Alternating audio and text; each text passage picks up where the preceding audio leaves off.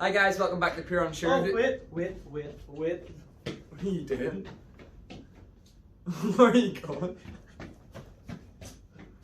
That's on video. Oh. Thanks. Now we're ready.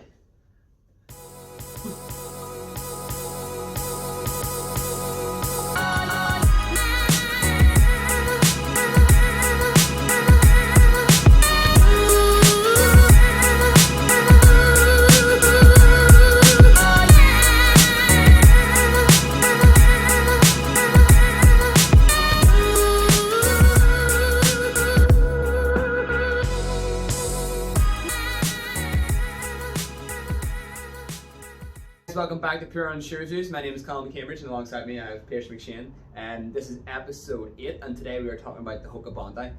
So Pierce, give us a rundown. Yeah, so the Bondi's kind of modelled off an older, pretty much the original version of a HOKA shoe, which was the Stinson Light.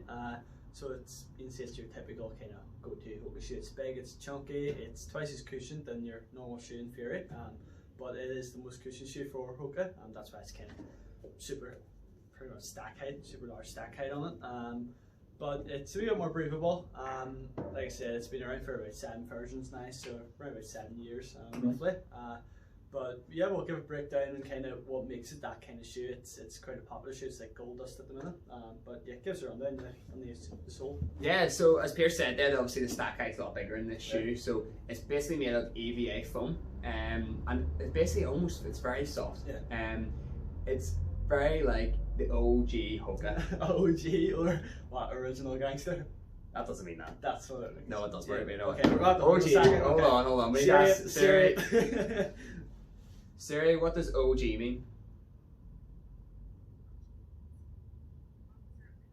Okay, that's the opposite of the card. Siri doesn't know either. Okay, Urban Dictionary. OG means original. No.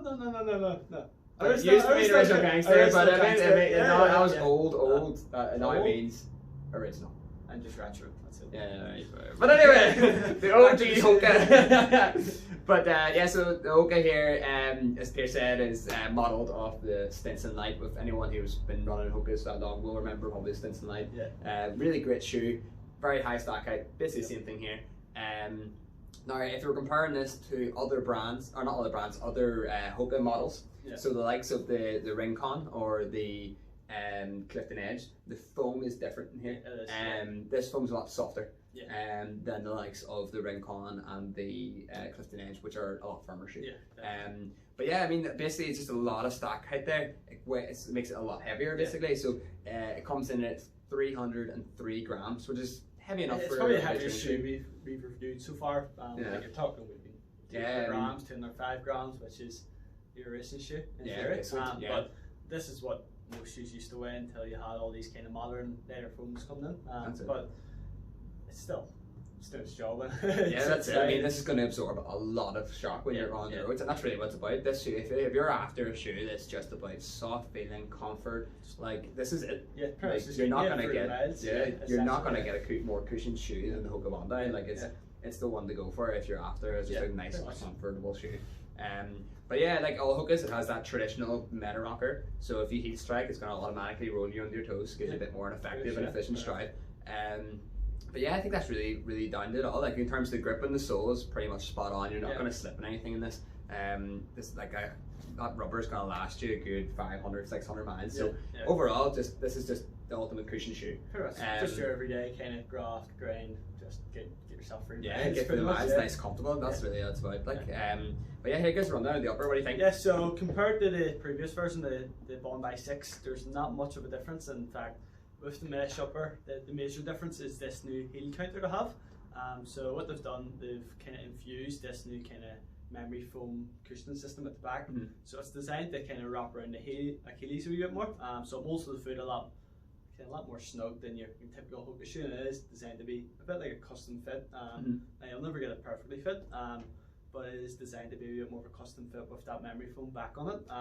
In terms of the actual mesh on it, pretty similar to the 6. What they've done is they've added these kind of pockets of kind of thinner mesh, which is designed to be a bit more breathable. not something we need to worry about with where we live.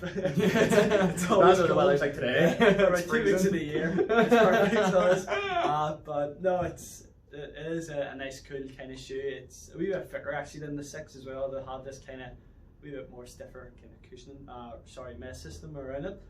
So you'll be able to see actually with the men's version. Set that there. They kind of have these stripes up along it, so it is a bit stronger. Now, I do know based on fit, it's a bit more narrow as well. So if you have a wee bit of a wider foot, maybe worth looking at the wider fit, or something a bit broader in general. Yeah, probably definitely would go half size, full size up in HOKA. In comparison to the other brands, they are definitely a narrow and smaller fit. I think it's just with kind of the amount of cushioning and the amount of mesh to have to put in the shoe, it does typically fit a bit smaller.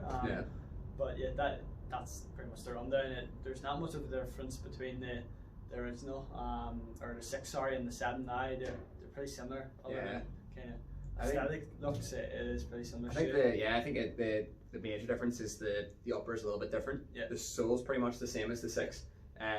Because they've changed the upper, it is a little bit lighter. You're coming in, you're talking grams, like, so you probably wouldn't even notice if you had the previous model. They're talking like you'll not notice. Well, considering you done a 6-paragraph rundown on the difference between the 6 and the 7, and it came down to this wee kind of mesh upper, and it was more you really not the part. Well, we had to get into the analysis of it, and that was basically the conclusion. We're professionals, so so it was basically just the uppers just changed. Just this wee meshy bit at the back, which actually feels really nice. So it's a nice wee touch. But other than that, it's kind of, if you compare it to your, like, say it's Asics, it is your neutral shoe, there isn't any support in it, so it's, say it was your Asics shoe, it would be like the Nimbus or the Cumulus, or Mizuno would be the Rider or Skyrise, so it's a neutral shoe, it's for your neutral runner, but it's probably the most cushion shoe you'll find on the market at the minute. I don't know if any shoe you're not going to get anything more cushion than that. Pretty much, so pretty much it's designed for your marathon, ultra marathon distance, but there's no reason you can't run anywhere from 5k, 10k, and things. Exactly, I would say, like, based on from information and feedback that we've been getting from it, a lot of people love the Bondi for even just walking in. The amount of people have come in and said to us, like, you know, the HOKA is the reason that they got back running because they've had so many injuries over the years. Just because it is so soft and it's taking that impact from the road, and a lot of people are really enjoying it. It's pretty much just like a miracle shoe. Literally. The amount of people with Achilles problems, back problems, knee problems who come in, and now it's not guaranteed to fix those problems, but the amount of people we've served and we've dealt with, clients and stuff that have been back running within 6 or 7 weeks. I know my own family, my dad as well, he's back running from wearing HOKA shoes, so it's a shoe that makes a difference, and there is kind of proof behind it and facts behind it to prove that. But a lot of good experiences anyway, but the main thing is, how does it feel like when you're running? I know I'm used to a lighter shoe. I'm used to something that's a bit more kind of responsive just because it's a lightweight shoe. Obviously I need a bit of support as well. But for me it's maybe a bit too heavy for where I'm at the minute. I'm not doing anything crazy long.